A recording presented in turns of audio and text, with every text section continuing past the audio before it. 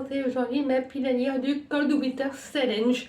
Chaque année, j'aime énormément confectionner ma pile à lire pour ce challenge-ci, autant que pour le Pumpkin Autumn Challenge qui se termine du coup en laissant place à celui de l'hiver qui a été pendant de nombreuses années organisé par Margot Liseuse, qu'il avait repris déjà d'un ancien blogueur, il me semble, ou blogueuse, je ne sais plus vraiment. L'année dernière, c'est A Book and a Cup qui a organisé ce challenge aussi pour la première fois et c'est à Nouvelle cette année qu'il l'organise. C'est un challenge de lecture hivernaux qui se déroule du coup pendant les 3 mois de l'hiver, du 1er décembre jusqu'à fin février. Et j'aime énormément du coup tourner ma vidéo pile à lire pour le Cold Winter Challenge. Cette année encore, j'ai énormément apprécié la faire. C'est toujours un exercice que j'aime énormément faire, même si je ne respecte jamais ma pile à lire comme celle de Pumpkin Autumn Challenge qui très clairement a été un flop encore une fois. Je crois que je n'ai lu que 4 livres pendant ces 3 mois du Pumpkin Autumn Challenge, donc à voir comment je vais me débrouiller avec le Cold Winter Challenge. Il y a une année, il me semble, où j'avais vraiment réussi à tout lire. Je crois vraiment tous les livres que j'avais classés, où j'ai vraiment été assidue, mais je n'ai réussi qu'une seule fois du coup, et c'était un petit peu exceptionnel. Du coup, là, j'avoue que sur ma sélection que je vous ai faite, enfin que je me suis préparée, du coup, il n'y a pas vraiment de livres hivernaux. Je me suis vraiment contentée de faire entrer les livres que je possédais dans les catégories par rapport aux mots-clés. Par rapport à ma vidéo, je ne vais pas préciser à chaque fois les détails des mots-clés pour chaque catégorie. Je vous laisse en barre d'infos la vidéo présentation de A Book and a Cup qu'elle a fait du coup, qu'elle a posté hier, non, avant-hier à l'heure à laquelle je tourne cette vidéo, c'est hier, mais comme je vais la poster mardi, c'est-à-dire demain, donc c'était avant-hier, bref, vous m'avez comprise.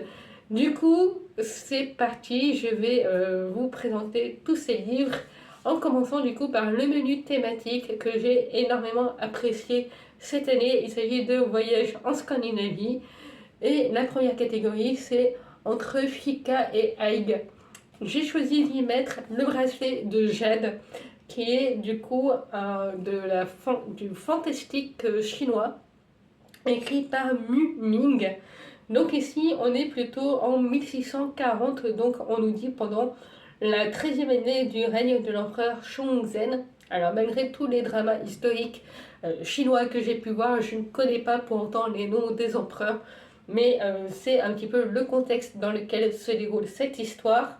Et malgré le fait que ça a l'air de se dérouler dans un contexte plutôt de guerre, malheureusement, l'histoire en elle-même a l'air d'être plutôt concentrée sur une ambiance, enfin en tout cas on essaye d'avoir une ambiance plutôt cocooning, familière, avec une jeune fille qui va découvrir un bracelet de Jade et son père ou son grand-père, je crois que c'est son père, il me semble, va lui raconter plusieurs légendes, plusieurs faits qu'il a connus, ou en tout cas qui l'ont accompagné dans sa vie. Donc voilà, ça me fait un petit peu penser à que j'ai adoré aussi découvrir en ce début d'année. Il s'agissait de les archives des collines chantantes, voilà, c'est ça. Ça fait un petit peu penser à ça, sauf qu'il n'y a pas le côté anthropomorphisme avec les animaux, mais le côté on raconte des histoires, des légendes à travers une histoire commune qui nous sert un petit peu de fil rouge entre chacun de ces récits. Ça me fait un petit peu penser à ça. En tout cas, comme j'avais adoré les archives des collines chantantes, je pense que je vais adorer celui-ci aussi. Ensuite, pour la deuxième catégorie, il s'agit de Yule. Et là, j'ai choisi d'y mettre l'épée de laurier rose, qui est le tome 2 des Royaumes Ardents. Donc le tome 1, ça s'appelait le trône de Jasmin. Voilà. Le tome 1, c'était le trône de Jasmin. Et du coup, comme je suis en train de le terminer, je me suis dit que cet hiver, je pouvais du coup me caser le tome 2. L'épée de laurier rose, et j'avais beaucoup aimé. Du coup je suis toujours en cours et j'aime énormément ma lecture du tome 1, donc je vais pouvoir un petit peu enchaîner. J'espère pouvoir me le caser en décembre, comme ça me fera une série de terminée, parce que je crois que c'est une duologie, Je ne suis pas sûre de moi pour le coup, mais j'espère bien me le caser en mois de décembre, celui-ci. Ensuite, pour la prochaine catégorie, il s'agit Julupuki. Je crois que c'est une créature folklorique de je ne sais plus où. Ici, j'y ai glissé La part des ombres, le tome 1 de Gabriel Cade, que je ne possède pas avec moi du coup, puisqu'il est aussi dans ma palle occulte. Je fais partie du coup des Patreons de Libromancienne, donc une autre chaîne Booktube, et une Libromancienne organise possède Patreon des pales occultes, enfin des piles à lire du coup sur 3 mois. Et du coup, elle m'avait mis dedans La part des ombres, que je lui ai aussi mis dans mon Pumpkin Autumn Challenge, que je n'ai pas lu. Du coup, j'espère bien le sortir cette fois-ci de ma pile à lire, puisqu'il serait grand temps que je le lise enfin depuis le temps qu'il est dans ma bibliothèque. Ensuite, la prochaine catégorie, il s'agit de Allons au sauna, et là je ne l'ai pas non plus avec moi, il s'agit du tome 5 des Annales de Disque Monde. C'est toujours une tradition normalement que je me fais à chaque Pumpkin Autumn Challenge, sauf que là ça fait 2 ans que je ne lis pas pour le Pumpkin Autumn Challenge. 2 ans que le tome 5 il est coincé dans ma bibliothèque et que j'attends de le lire pour pouvoir lire le tome 6 qui attend lui aussi dans ma bibliothèque à côté. Donc il serait temps que je le sorte. Ensuite, la prochaine catégorie, il s'agit de Jusqu'au cercle polaire, où là j'ai choisi de mettre L'île du diable de Nicolas Begley, puisque le mot-clé c'était terminer une trilogie, enfin parmi les mots-clés il y avait ça, il y avait terminé une série, et du coup comme je vais lire cette semaine, parce qu'il y a au moins 3 livres que je dois lire cette semaine, donc je sais pas trop comment je vais m'organiser ça, j'ai envie de lire Complot, du coup, et du coup, ça me permettra de terminer cette trilogie de thrillers dont j'ai adoré le premier tome, Le Cri. Donc j'espère lire Complot et enchaîner avec L'île du diable aussi. Ensuite, la prochaine catégorie, il s'agit d'Aurore boréale, et là j'ai choisi d'y mettre Angélion, le tome 1, qui est aussi dans ma pile à lire de palle occulte de Libromancienne, donc que je dois absolument lire et que j'espère lire du coup en décembre également. Donc voilà, pas mal de lectures que j'espère lire au mois de décembre, mais bon, je vais essayer d'organiser ça comme je le peux, puisqu'il y a pas mal de livres que j'espère lire avant la fin de l'année, et je sais pas trop comment je vais y arriver, mais... Le prochain menu, il s'agit d'un menu qui était là déjà l'année dernière et qui sera là chaque année tant que c'est A Book and a Cup qui l'organise. Il s'agit de Féerie des Fêtes et la première catégorie c'est Dex the Hall. Et là j'ai choisi d'y mettre 3 battements, un silence qui m'a été offert à mon anniversaire et que j'aimerais bien lire d'ailleurs avant Noël. Donc à voir comment je vais m'organiser tout ça, puisque là je crois que c'était cette catégorie-là où c'était couverture rouge ou couverture verte. Et là bah, du coup j'ai une couverture verte. Donc voilà, j'ai du vert dedans, dessus. Et ce récit me faisait très très envie depuis un bon bout de temps. C'est aux éditions Archil. En général, je fais totalement confiance aux éditions Archil pour que ce soit un coup de cœur. Donc celui-ci, j'ai très très hâte de m'y plonger. Ensuite, pour la prochaine catégorie, il s'agit de Lumière enchantée. Et là, j'ai choisi d'y mettre 669 Peony Street, puisque la thématique, c'était de mettre une couverture qui brille. Donc, ça brille. Ça brille, c'est le cas. Et là, en plus, on est sur un court roman. C'est écrit gros à l'intérieur. Donc, je pense que celui-ci, en une soirée, il va être lu. Ça va être parfait pour une soirée hivernale. Même si, encore une fois, la couverture fait plus printemps qu'autre chose. Mais j'ai très hâte, celui-ci aussi, ça fait partie des reliques de ma palle que je possède depuis un bon bout de temps. J'en ai entendu beaucoup de bien, donc j'espère vraiment apprécier ce roman-ci. Et je sais que apparemment il y a des éléments fantastiques, ce qui n'est pas forcément indiqué dans le résumé. En lisant le résumé, on a surtout l'impression d'être dans une ambiance cozy mystery, mais apparemment on a des éléments fantastiques dedans et ça m'intrigue énormément. Ensuite, la prochaine catégorie, c'est S'embrasser sous le gui. Et là, j'ai choisi d'y mettre, À l'abri des montagnes, parce que S'embrasser sous le gui, c'était une romance ou, entre parenthèses, romance de Noël. Et À l'abri des montagnes, c'est un roman que je ne possède pas encore, Et peut-être que je vais les posséder parce que je l'ai mis dans ma liste d'idées de cadeaux de Noël.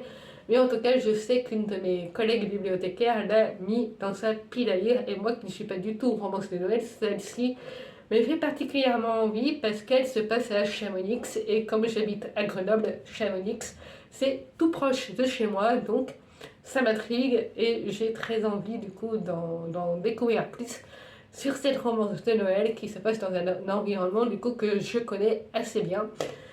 Ensuite, la dernière catégorie du menu féerie des fêtes, il s'agit de Au coin du feu, et là c'était, je crois, dans les Cozy Mystery, je sais plus vraiment, en tout cas j'ai glissé Les Détectives du Yorkshire, le tome 5, qui fait aussi partie des lectures que j'ai dans ma pile à lire Pala occulte, du coup, que m'a choisi Livre romancienne.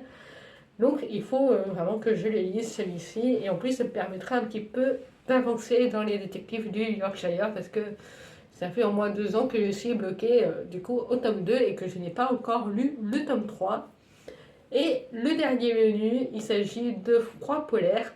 Et Froid polaire, c'est le menu un petit peu sombre qu'on a chaque année pour le Cold Winter Challenge. C'est cet hiver un petit peu glacial dans cette ambiance-là. Et bah, justement, la première catégorie, il s'agit de stalactites ensanglantées. Et là, j'y ai mis le chat du bibliothécaire parce que c'était cette catégorie-là où il y avait des cozy mystery, thrillers, tout ça. Donc, le chat des bibliothécaires que j'ai mis aussi dans ma pile à lire du Pumpkin Autumn Challenge que je n'ai pas lu, donc je le remets ici. Et j'espère bien cette fois-ci le lire parce que je suis sûre que c'est aussi le genre de roman qui se lit en une soirée d'hiver, qui se lit assez rapidement. Ça m'a l'air d'être assez court et j'avais adoré. Je crois que c'était le tome 3 que je pensais être le premier tome et en fait bah, du coup c'était pas le premier tome. Donc vous pouvez clairement les lire indépendamment les uns des autres, comme c'est souvent le cas pour les Cozy Mystery. Mais des fois il y a plus de fil rouge que dans d'autres séries, un petit peu comme dans les détectives du Yorkshire.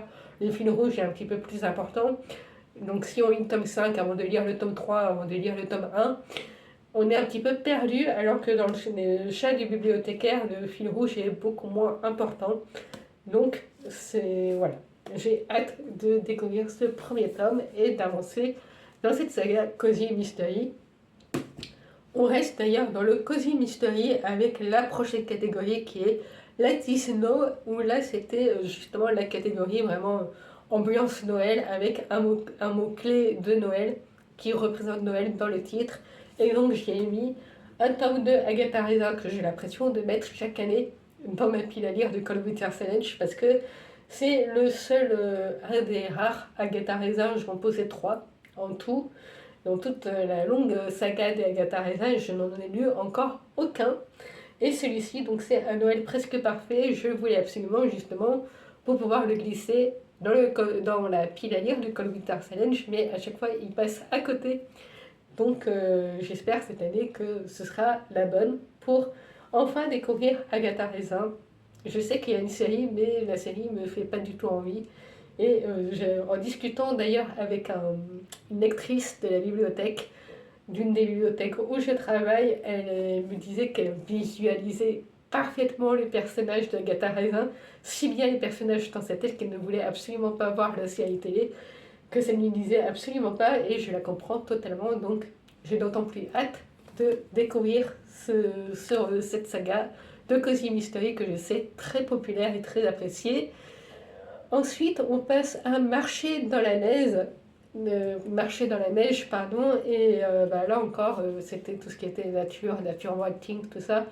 On ne colle pas du tout à l'ambiance neige et marcher dans la neige, puisque j'ai choisi d'y mettre Capital Sud, tome 1, donc Le sang de la cité, de Guillaume Samanadjian, puisque j'ai lu un des rares livres que j'ai lu du coup pendant le Pumpkin Autumn Challenge, le tome 1 de Capital Nord, du coup, écrit par Claire Duvivier, donc il faut vraiment que je lise ce tome 1 pour être partout au tome 2 pour pouvoir enchaîner rapidement. Donc celui-ci, je me suis dit, il y a quand même une grosse place à la nature, et d'après ce que j'ai pu comprendre, même si on est au sein d'une cité, j'ai pris un petit peu les mots-clés de manière large. Donc voilà. Et enfin, la dernière catégorie, il s'agit de la magie de Noël. Je ne le possède pas avec moi, il est dans la bibliothèque. J'ai mis Alice au pays des merveilles, illustré par Benjamin Lacombe, qui est aussi dans ma pile à lire, dans ma palle occulte de livres romanciennes. Et du coup, c'est aussi pour ça que je l'ai glissé dans cette catégorie qui était un petit peu tout ce qui était contes hivernaux, tout ça. Et que j'ai l'impression de glisser aussi chaque année dans le Cold Winter Challenge. Donc voilà, c'est tout pour moi. Vous dites-moi en commentaire si vous participez au Call of Duty Challenge, si vous avez lu certains des livres que j'ai glissés dans ma sélection, ce que vous pensez de ma sélection. Et n'hésitez pas non plus à me partager votre propre pile à lire du Call of Duty Challenge, si c'est à travers des blogs, des chaînes YouTube, tout ce que vous voulez. N'hésitez pas à me partager tout ça en commentaire. Et moi je vous dis à très bientôt pour une prochaine vidéo.